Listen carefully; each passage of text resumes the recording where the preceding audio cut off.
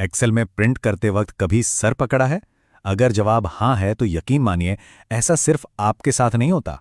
आज हम एक्सेल की सबसे बड़ी परेशानियों में से एक यानी प्रिंटिंग, उस पर पूरी तरह से काबू पाना सीखेंगे।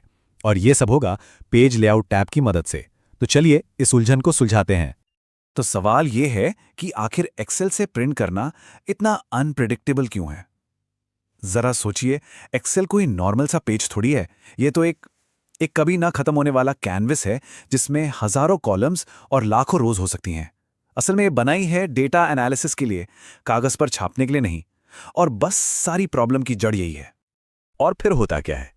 अरे ये तो हम सब ने देखा है ना, कोई जरूरी सा कॉलम कट के दूसरे पेज पर भाग जाता है। या उससे भी बुरा, पता चलता है कि 10वें पेज पर सिर्फ एक अकेला सेल प्रिंट होके आया है।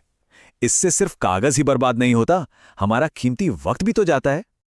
लेकिन अच्छी खबर यह है कि सबका इलाज एक्सेल के अंदर ही है, और वो छिपा है पेज लेआउट टैब में। आप इसे प्रिंटिंग के लिए अपना कमांड सेंटर समझ सकते हैं। तो चलिए देखते हैं कि इसमें क्या क्या कमाल की चीजें हैं। सेक्शन 1, अपना पेज सेट करें। देखिए, कोई भी काम शुरू करने से पहले बेसिक सही होने चाहिए, है ना? तो एक परफेक्ट प्रिंट के लिए सबसे पहली और जरूरी चीज है अपने पेज को सही ढंग से सेट करना। समझिए, ये एक मजबूत नींव रखने जैसा है। तो यहाँ पे 3 बहुत ही बेसिक लेकिन सुपर इंपॉर्टेंट सेटिंग्स हैं। सबसे पहले मार्जिन्स, मतलब आपके डेटा के चारों तरफ कितनी खाली जगह छोड़नी है।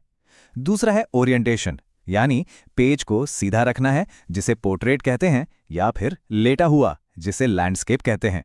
और तीसरा साइज, मतलब एक्सेल को ये बताना कि प्रिंट A4 पेपर पर निकालना है या किसी और साइज पर। सच कहूं तो इन तीनों को सही सेट कर लिया तो समझिए आधा काम तो वहीं हो गया।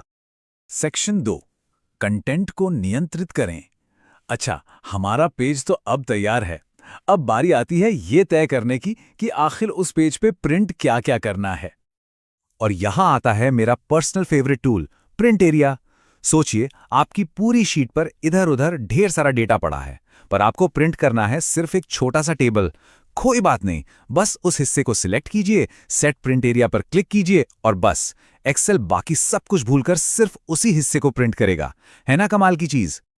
अच्छा, कभी कभी हमें एक्सेल को खुद बताना पड़ता है कि ओके, ये पेज यहां खत्म और अगला पेज यहां से शुरू करो।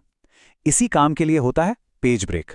मान लीजिए एक रिपोर्ट है जिसके 2 सेक्शन हैं और आप चाहते हैं कि दोनों अलग अलग पेज पर आएं। तो बस जहां पहला सेक्शन खत्म हो रहा है वहां एक पेज ब्रेक डाल दीजिए। सिंपल। और अब बात करते हैं उस एक प्रॉब्लम की जिससे हम सब परेशान होते हैं। सब कुछ परफेक्ट है, पूरी टेबल एक पेज पर फिट हो रही है, लेकिन वो एक आखिरी कॉलम वो अगले पेज पर जा रहा है। उफ, इससे ज्यादा फ्रस्ट्रेटिंग और कुछ नहीं हो सकता। सही कहा ना? तो इसका एक जादुई इलाज है और उसका नाम है स्केल टू फिट। मतलब हर कॉलम की चौड़ाई को मैनुअली कम ज्यादा करने के बजाय आप सीधे एक्सेल को बोल सकते हैं, भाई इस पूरे कंटेंट को एक पेज पर फिट कर दो। बस स्केल को 100% से थोड़ा सा कम कर दीजिए, मान लीजिए 95% पर ले आइए, और ज्यादातर मामलों में आपका काम बन जाएगा।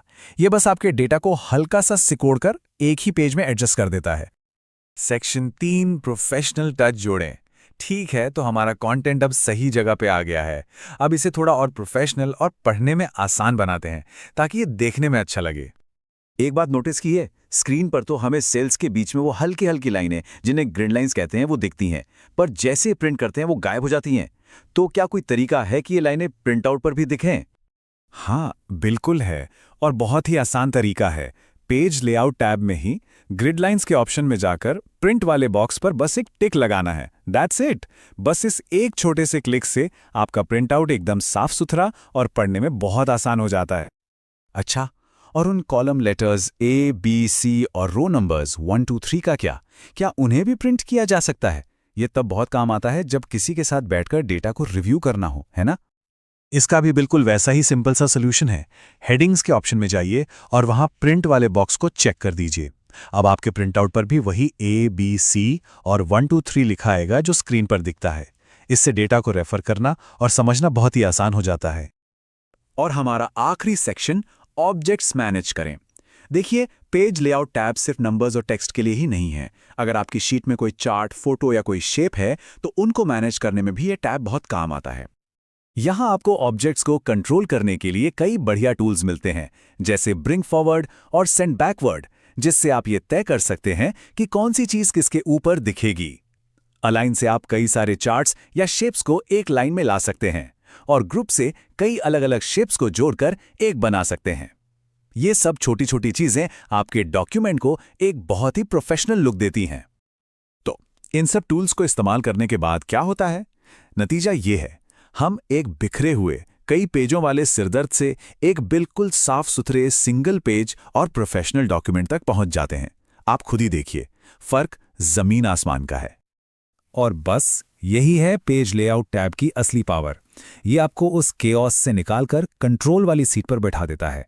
इन सेटिंग्स को सीखने में लगेंगे सिर्फ कुछ मिनट, लेकिन ये आपके घंटों बचा सकते हैं, बहुत सारा कागज बचा सकते हैं और हाँ, बहुत सारा सिरदर्द भी बचा सकते हैं।